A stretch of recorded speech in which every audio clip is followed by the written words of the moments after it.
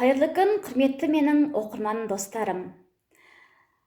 Сіздерге бүгін өзімнің «Мен шал емеспін» атты әзіл әңгімемді таныстырмақпын. Facebook әлеуметтік желісінде бұл әңгімемді көптеген оқырмандарым оқыған, тілек білдірген, лебіздескен, бірі қостаған, бірі тіптен түбегейлі қарсы болған. Әркімнің жеке пікірі өз еншісінде. Онымен дауласу, дау туғызу менің мақсатым емес. Енді менің айтайын дегенім, бұл «Мен шал емеспін» атты әңгімемнің жазылуына өмірдегі шындық оқиға негізі болдым.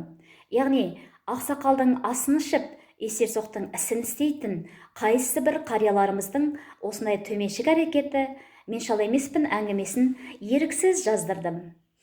Бұл әңгімеге арқау болған басты кейіпкер қария, өмірде нақтылы бар адам. Сондықтан бұл сенің атаң ба, көршің бе, жоқ әлде өзіңнің біреуің бе деген сияқты сұрақтарға мен бір ғана жоқ деген сөзбен жауап беремін.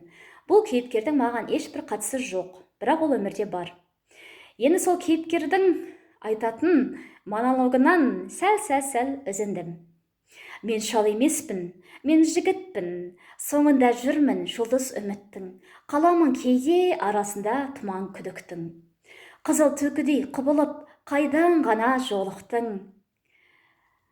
Алпыстасың деп кейме, кеудемде жүрегі бар нағыз жігіттің. Осылай деп өзінің жастық шағымен мүлде қоштасқысы келмейтін, көңілі жас, өзі 60-тан асқан қарияның тірлігі жайлы әзілге сүйей жазылған комедиялық әңгімемді назарларыңызға ұсынамын. Бұл әңгімем 1 сәуір күні, яғни күлкі күні сайтта жарияланған. Осы бейнежазбаның сипаттамасында мен сол әңгіменің сілтемесін қалдырамын. Құрметті достар, менің әдеби YouTube арнама жазылып, қостап, лайық басып, пікір білдіре жүріңіздер.